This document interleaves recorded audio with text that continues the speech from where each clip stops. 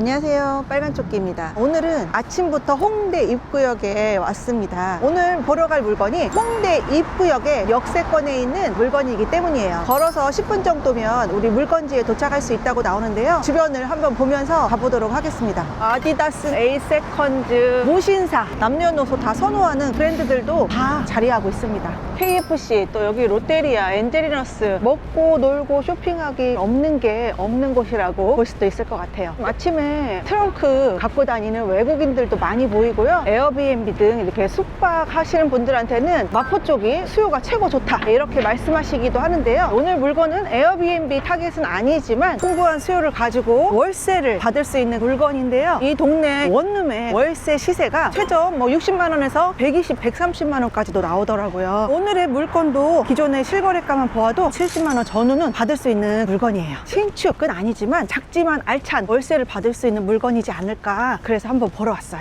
일단 지역이 홍대다, 그거 하나만으로도 공실 걱정은 없을 것 같다, 적은 금액으로 투자를 할 수 있다, 그러면은 이렇게 좋은 물건이면은 경쟁도 많지 않을까 생각할 수가 있는데요, 오늘 물건의 바로 핵심 포인트는 경쟁이 적을 수 있다. 그 이유는 이따가 또 말씀드리도록 하겠습니다. 대로변을 지나서 골목을 들어왔는데요, 뒷골목에 맛집들 많잖아요. 여기도 연예인이 왔다가 맛집이라고 또 이렇게 보이네요. 그리고 골목에 홍대답게 예쁘게 아기자기하게 해놓은 가게들이 많이 있어요. 부지도 되게 넓은 이런 단독주택이 보이는데요, 이런 집들이 가격이 이제 어마어마한 거죠. 저런 단독주택을 허물면 이렇게 4, 5억을 치는다든지 아주 멋진 신축 건물로 변형이 될 수 있는 거죠. 여기도 단독주택이었던 것 같은데 상가로 활용하고 있는 모습이 보입니다. 여기도 저런 빌라였을 것 같은데 이런 디자인 인테리어를 살짝 바꿨을 뿐인데 되게 멋진 건물로 이렇게 보이네요. 작은 돈을 들여서 가치 있게 리모델링 한 것들을 이런 동네 와서 이렇게 보셔도 좋을 것 같아요. 대로변에서 골목으로 들어와서 조금만 들어오면은 오늘의 물건지가 이렇게 보입니다. 전형적인 거주지 단지 안에 있다라고 보시면 돼요. 그런데 홍대에 워낙에 각종 회사나 업종들이 많이 모이다 보니까 단독주택을 용도 변경해서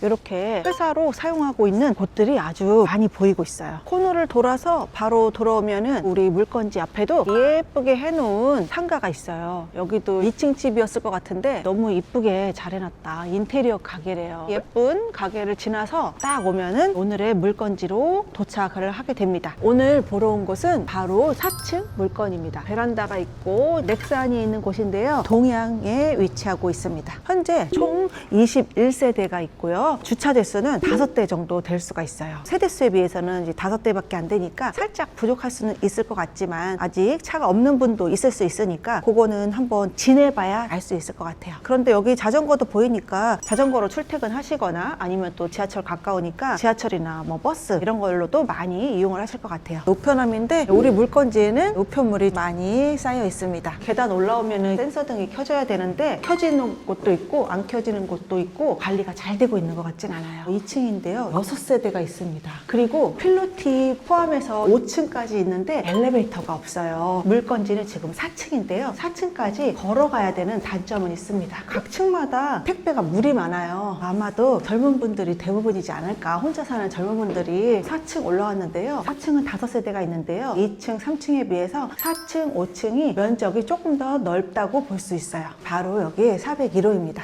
옥상 가는 계단인데요, 방이 좁아서 여기다가 물건을 놓을 수도 있고 아니면은 이사 갈 때 놓고 간 게 아닐까. 옥상에서 이렇게 높진 않지만 서교동 일대가 잘 보입니다. 여기가 건물이 2013년식이에요 13년 차 정도 된다고 볼 수가 있는데 옥상에 방수는 되어 있지 않은 것 같아요. 방수를 안 해도 누수가 안 되니까 5층에서 또 잘 거주하고 계신 게 아닐까 싶은데요, 옥상에서 보니까 우리 집 옆에 아주 멋진 건물이 있는데요, 여기는 유디트 홍대라는 건물이에요. 주거와 공유 오피스가 있는 복합 문화 공간이라고 하는데 강릉에서 되게 유명한 커피숍인 테라로사가 있다고 나와요. 그래서 우리 집 주변에 이렇게 먹을 곳, 볼 곳, 쇼핑 쇼핑 많다는 게 홍대의 장점인 것 같습니다. 그런데 2, 3층은 6세대인데 4층에는 5세대, 그 다음에 5층에는 4세대예요. 점점 올라가면서 세대수가 줄어드는데 주거지역에서는 일조권 때문에 4선 제한이 있어요. 그래서 위층으로 올라갈수록 주거수도 줄어들면서 외벽 같은 경우도 비스듬히 공사가 되었는데요. 보면은 이렇게 조금 틈이 보여요. 이런 부분은 관리가 좀 되어야 되는데 우리 건물이 총 21세대, 집주인이 다 달라요. 다가구라고 해서 주인이 하나인 경우가 많은데 여기는 주인이 너무 많다 보니까 의견이 모아져야지 수리가 될 텐데 이런 거를 공사하기에는 조금 어렵지 않을까 이런 생각이 들어요. 옥상에는 방수가 되어 있진 않지만 5층 내부에서 보니까 누수의 흔적들은 안 보이는 것 같아요. 안내문에 10년간 관리해온 업체라고 미납한 관리비가 많다 이렇게 안내문을 써놨는데 누수 부분이나 건물 관리 부분에서 궁금하면은 업체에다가 한번 전화를 해보셔서 확인을 해보셔도 좋을 것 같아요. 오늘 나온 곳은 서울시 마포구 서교동에 있는 원룸형 빌라입니다. 이 물건을 여러분들이 유료 경매지에서 찾아봐도 없을 거예요. 이 물건은 공매입니다. 경매가 아니고 공매로 검색을 해야지 나오는데요. 이 물건은 신탁회사에서 온비드 공매에 내놓은 건데요. 맨 처음 11월 19일 2억 4천만 원의 최저 입찰가가 나왔다가 지금 저희가 보러 온 시점이 3번 유찰돼서 1억